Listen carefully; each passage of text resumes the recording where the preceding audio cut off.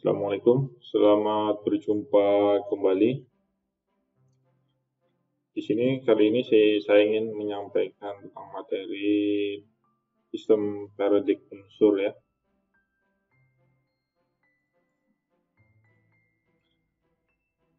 Jadi sampai kini itu telah ditemukan sejumlah 118 buah atom unsur ya. Dan unsur sebanyak itu ditemukan secara bertahap.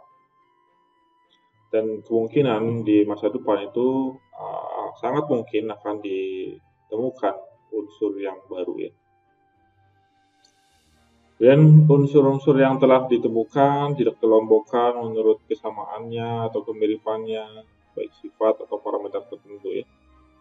Karena terutama yang berubah secara berurutan ya. Berdasarkan sifat-sifatnya, unsur tersebut itu dapat ditentukan golongan atau kelompok ya. Atau sebaliknya, berdasarkan golongan atau kelompok dapat ditentukan sifat-sifat unsur tersebut ya. Jadi dari keadaan tersebut dapat diprediksi sifat-sifat unsur yang belum ditemukan gitu. Dan pengelompokan unsur itu telah terjadi ya. Telah dilakukan yang pertama itu sistem De Bruyne pada tahun 1816 ya. Oleh triade De Bruyne. Kemudian yang kedua telah dilakukan sistem Newland pada tahun 1863 oleh Octave Newland ya. Dan sistem periodik Mendeleev pada tahun 1969 ya oleh Dmitri Mendeleev. Dan yang terakhir sistem periodik panjang ya atau yang kita kenal sistem periodik modern ya. Untuk sistem De Bruyne itu setiap kelompok terbagi 3 unsur ya. Dasar pengelompokannya apa? Ini massa unsur yang di tengah itu merupakan rata-rata dari massa kedua unsur lainnya. Misal, kelompok unsur litium, natrium, dan kalium, di mana massa litium itu 7 dan kalium itu 39 ya, satuan massa atom. Maka massa unsur natrium itu setengah dari 7 plus 39, dengan 23 SMA ya, satuan massa atom. Dan yang kedua, kelompok kalsium, strontium, dan barium, yang dimana massa kalsium itu 40 dan barium itu 137, sehingga massa strontium setengah dari 40 plus 137 sama dengan 88,5. Ya, padahal massa strontium sebenarnya 88 ya. Itu sistem De Bruyne. Kemudian sistem Newland ya. Pengelompokan unsur-unsur berdasarkan kenaikan massa atomnya ya di sini. Mana setiap kelompok beranggotakan 7 unsur yang sifatnya itu berubah secara beraturan ya. Nomor unsur kelipatan 7 mempunyai sifat yang mirip. Sifat unsur ke-1 mirip dengan unsur ke-8, sifat unsur kedua mirip dengan unsur ke-9 dan seterusnya ya. Setiap kelipatan 7.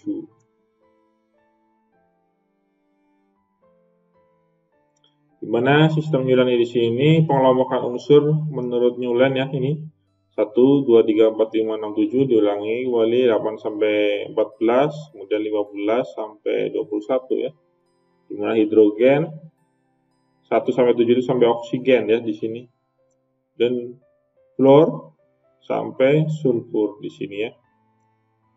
8, 14. Kemudian 15 klorin sampai besi di sini.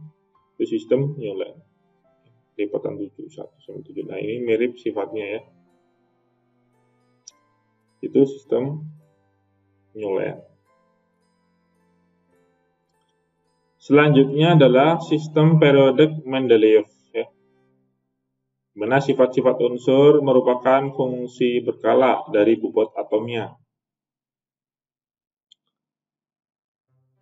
Bagian sistem periodik Mendeleev adalah yang pertama kolom, ya, deret vertikal ya kalau tadi itu berisi unsur-unsur yang sifatnya mirip ya, tadi ya. Dan yang kedua baris atau yang deretnya horizontal yang 1 sampai 7 tadi ya. Berisi unsur-unsur yang sifatnya berubah secara berkala.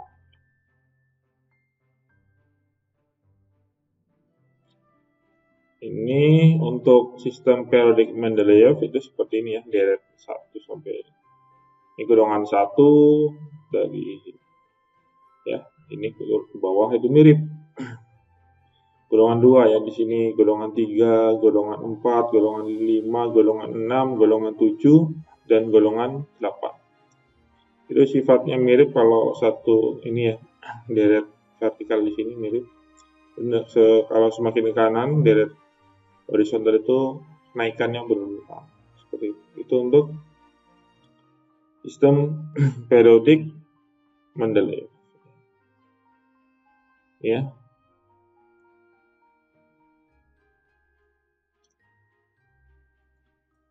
Kemudian yang terakhir itu sistem periodik modern ya. Jadi Mendeleev tadi itu belum menemukan unsur-unsur gas mulia ya. Dalam sistem periodik modern itu telah ditemukan unsur-unsur gas mulia ya. Jadi dasar penyusunan sistem periodik modern atau yang bentuknya panjang itu yang pertama, unsur-unsur tersebut disusun menurut kenaikan nomor atomnya ya. Jadi sifat-sifat unsur merupakan fungsi periodik dari nomor atomnya. Dan yang kedua, kemiripan konfigurasi elektronnya ya. Jadi dalam satu deret vertikal itu konfigurasi elektronnya mirip atau sifatnya mirip ya. Itu dasar penyusunan dari sistem periodik modern.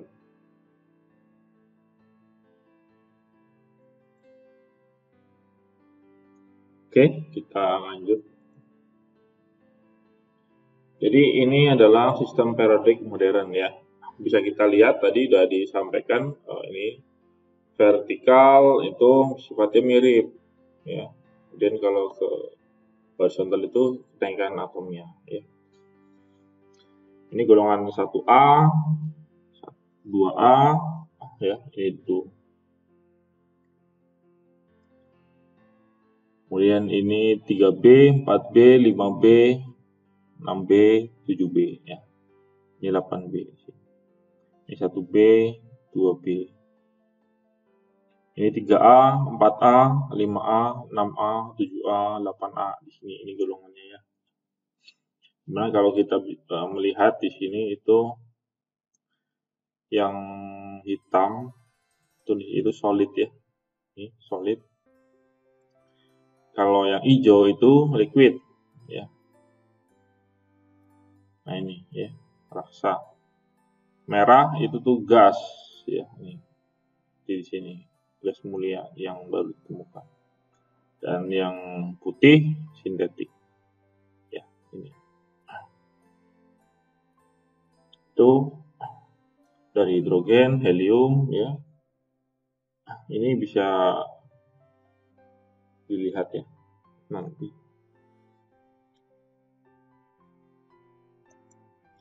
Jadi pada sistem periodik modern ini tersusun dari untuk yang pertama lajur vertikal ya, disebut golongan. Tadi sudah saya sebutkan golongan 1A, 1B sampai ini ya. 1A, 2A, 3A, 4A, 5A, 6A, 7A, 8A. Kemudian ini 1B, 2B, 3B, 4B, 5B, 6B, 8B. Gitu ya. Untuk lajur yang vertikal tadi ya. Kalau yang lajur mendatar itu disebut periode. Di golongan A ya, golongan utama ya 1A sampai dengan 8A. Golongan B, golongan transisi. Itu 1B sampai dengan 8B. Nomor golongan A itu banyaknya elektron pada kulit terluar ya, yang biasa disebut elektron valensi. Misalnya golongan 1A itu hidrogen, litium dan sebagainya, itu mempunyai 1 elektron pada kulit terluarnya atau disebut elektron valensinya 1.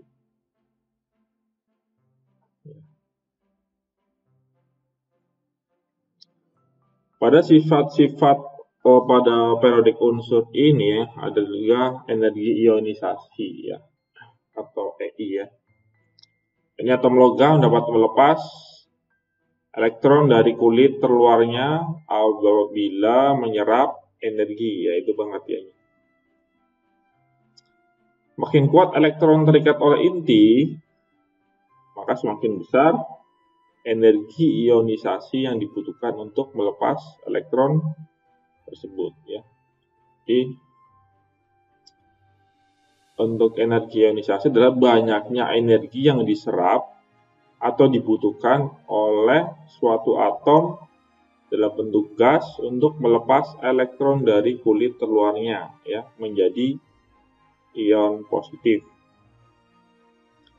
Apabila dalam kulit terluarnya terdapat lebih dari 1 elektron, maka akan dilepas secara bertahap.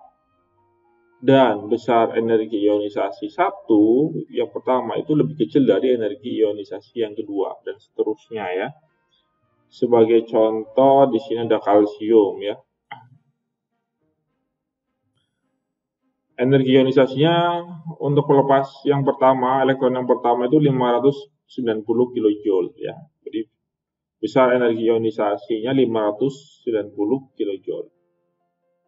Dan ketika melepas yang kedua, elektron yang kedua itu besarnya 1145 kJ. Hampir 2 kali lipatnya ya. Oke. Untuk energi ionisasi ya.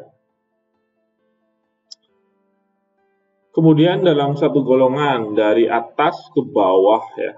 Jadi tadi satu golongan ya, vertikal tadi. Makin ke bawah itu jari-jari atomnya makin besar ya. Sehingga elektron terluar makin lemah terikat oleh inti. Dan elektron makin mudah dilepas. Nah, energi ionisasinya makin kecil ya. Kemudian dalam satu periode dari kiri kanan yang horizontal tadi ya, itu makin ke kanan, itu jari-jari atom makin kecil. Ya, sehingga elektron makin kuat terikat ya. Elektron makin sukar dilepas ya. Dan dibutuhkan energi yang semakin besar untuk melepas elektronnya ya, sehingga energi ionisasinya itu semakin besar ya. Itu sifat energi ionisasi ya pada sistem periodik modern. Kemudian sifat lagi yang ketiga, afinitas elektron ya. Jadi besarnya energi yang dilepaskan atau diserap oleh suatu atom dalam bentuk gas untuk menangkap elektron menjadi ion bermuatan negatif ya. Seperti ini ya. Proses jadi katakanlah X ya. X menangkap elektron sehingga menjadi ion bermuatan negatif ya. Contoh klorin di sini menangkap 1 elektron sehingga besar afinitas elektronnya 348 kJ.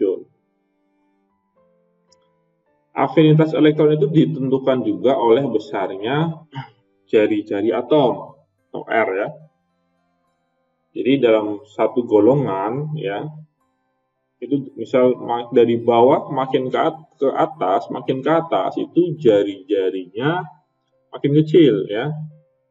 Kemudian dalam satu periode yang horizontal tadi ya, yang dari kiri ke kanan itu jari-jarinya kan makin kecil ya.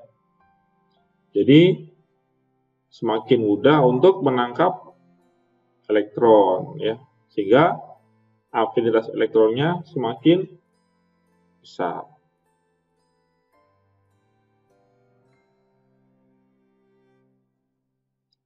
Kemudian yang keempat, sifat yang keempat itu adalah elektronegativitas atau keelektronegatifan ya.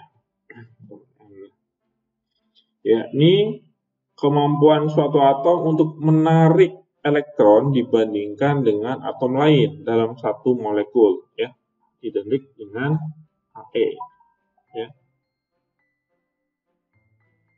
Contoh dalam molekul HCl ya, klorin lebih kuat menarik elektron daripada hidrogen ya, sehingga elektronegativitas klorin itu lebih besar daripada elektronegativitas hidrogen ya. Seperti afinitas elektron ya, nilai elektronegativitas itu makin besar ya untuk dalam satu golongan makin ke atas ya, yang dari bawah ke atas itu elektronegativitasnya makin besar ya. Kemudian dalam satu periode dari kiri kanan ya, yang horizontal itu energi negativitasnya makin besar ya. Jadi nilai elektronegativitas unsur itu dinyatakan dalam skala Pauling ya, di mana unsur yang elektronegativitasnya terbesar adalah di F, fluor ya, 3,98 ya, bisa dilihat di setelahnya.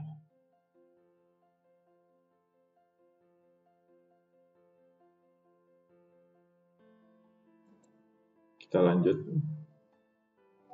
Ini elektronegativitas ya. Jadi sifat-sifat periodik unsur itu di sistem periodik tabel ya, itu ini sifat elektronegativitasnya menggunakan skala Pauling ya di sini. Kita bisa lihat grup ya dalam vertikal di sini ya. Grup 1, 2, 3, 4 sampai 18. Kemudian periode ya, periode 1, 2, 3, 4 sampai 7 ya, itu yang kanan. Itu elektronegativitas yang terbesar adalah 3,98 di fluor di sini.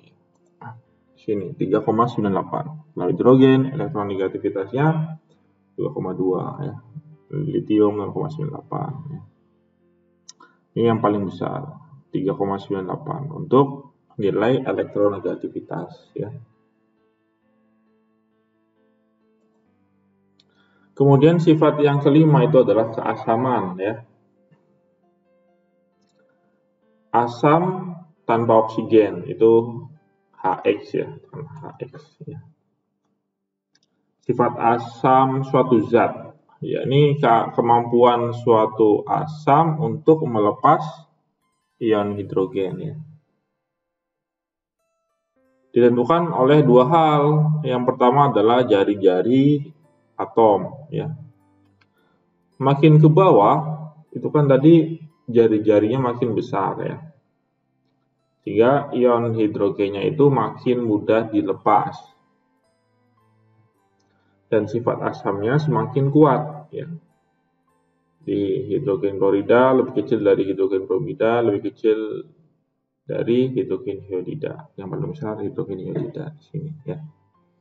Kemudian yang kedua adalah ke elektronegativitas ya, elektronegatifan. Elektronegativitas semakin besar ion hidrogen dilepas ya. Dalam satu periode horizontal ya, dari kiri ke kanan, itu sifat asamnya semakin kuat ya. Jadi sifat asam klorida lebih besar daripada hidrogen sulfida ya, asam H2S. Itu sifat keasaman pada sistem periodik unsur tadi ya. Kemudian yang keenam adalah sifat kebasaan. Senyawa basa, katakanlah L, OH ya. Y di sini. L adalah logam, unsur logam di sini ya. Dan Y bilangan 1, 2, 3, 4. Sebanyak jumlah OH di sini ya. Dan sifat basa adalah kemampuan untuk melepas ion OH ya. Sifat ini tergantung dari juga jari-jari atom ya. Nah, misal dalam satu periode ya, horizontal itu semakin ke kiri ya. Dalam satu golongan itu makin ke bawah ya, makin kiri dalam satu periode dan ke bawah horizontal. Itu ion OH-nya makin mudah dilepas ya. Sehingga sifat basanya itu makin kuat ya. Dan sebaliknya ya, sifat basa dari kalium hidroksida lebih besar dari natrium hidroksida ya. Dan natrium hidroksida lebih besar dari magnesium hidroksida ya. Itu untuk sifat kebasaan.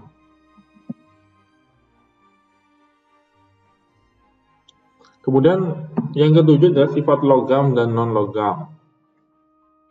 Ini sifat logam adalah kemampuan suatu zat untuk melepas elektron ya. Sifat non-logam adalah kemampuan untuk menangkap elektron ya. Sifat ini juga dipengaruhi oleh jari-jari atom ya, atau R. Pada unsur logam dalam satu periode yang semakin ke kiri ya, yang horizontal, dan dalam satu golongan yang semakin ke bawah, yang vertikal ya. Kita kan tahu bahwa tadi jari-jarinya makin besar, sehingga makin mudah untuk melepas elektron ya. Sehingga sifat logamnya makin kuat. Dan pada kondisi misal ini sebaliknya ya.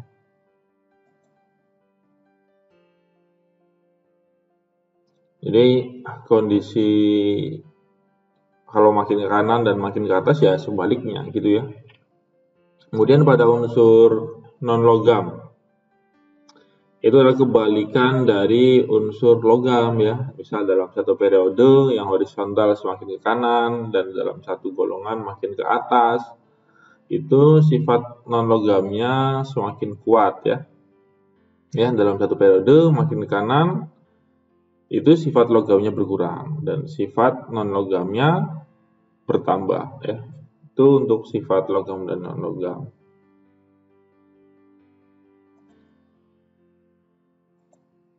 Dan yang ke-8, kereaktifannya atau reaktivitas. Nah, kereaktifan unsur itu identik dengan kemampuan untuk melepas atau menangkap elektron ya. Itu seperti sifat nomor 7 ya. Kemampuan untuk melepas atau menangkap elektron. Dalam satu golongan ke bawah, itu unsur-unsur logam makin reaktif ya. Dan unsur-unsur non-logam itu makin kurang reaktif ya. Kemudian dalam satu periode kanan horizontal itu kereaktifan unsur-unsur logamnya semakin berkurang ya. Dan unsur-unsur non-logam semakin bertambah.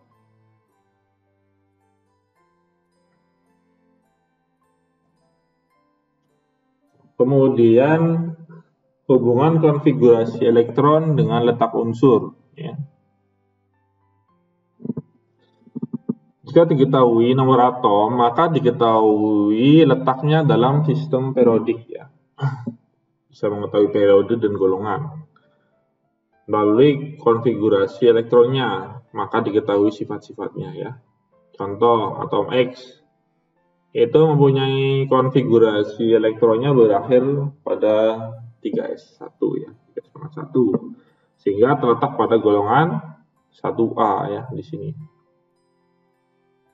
Periode 3 ya, mempunyai sifat antara lain basanya kuat, energi ionisasinya kecil, dan lain sebagainya ya. Jadi hubungan tersebut dirumuskan pada tabel berikut ya. Ini hubungan konfigurasi elektron dengan letak unsur. Misal, konfigurasi elektron berakhir pada ya Ns⁻1, maka nomor golongannya 1A dan periodenya N di sini ya. Ns⁻2 di sini, maka ini nomor golongannya 2A dan periodenya N ya. Kemudian Ns2⁻2 Np⁻X ya. X-nya ini nomor golongannya bisa dihitung kalau diketahui nilai X-nya dan periodenya N di sini ya. Kemudian untuk nomor golongan selanjutnya ya, itu 3 sampai 7 dan 8, 9, 10, 11, 12 itu dengan rumus ini ya. N-1 D⁻X di mana X-nya itu 1 sampai dengan 10 dan Ns⁻Y di mana Y 1,1 dan 2 ya. Dan bisa diketahui kalau jumlah X plus Y-nya ya. Maka ini bisa dibaca golongan berapa, apakah 8B, apakah golongan 1B atau 2B di sini. Kalau konfigurasi elektron berakhir pada 4F, maka 3B, 5F, 3B ya. Periodenya ini 6 dan 7 ya.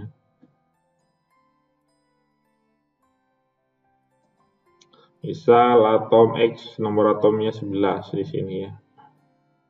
Maka konfigurasi elektronnya bisa disusun seperti ini, sehingga kalau yang berakhir di 3s⁻1, ini satunya golongan 1A, dan ini periode 3 ya. Misal atom Y, nomor atomnya 15, konfigurasi elektronnya seperti ini, berakhir di 3b⁻3, maka golongannya 5A. Ya, ini 2 plus 3, 5. Dan periodenya 3 di sini. Dan perbandingan sifatnya ya, itu bisa dilihat ya, jari-jarinya berpengaruh. Misal atom Z, nomor atomnya 26, konfigurasi elektronnya seperti ini, sehingga berakhir di 3 di 6 dan 4s⁻2, ini golongan 8B ya, penjumlahan 6 plus 2, 8B, dan periodenya 4 di sini. Oke, itu aja untuk materi tentang sistem periodik unsur. Terima kasih atas perhatiannya. Assalamualaikum.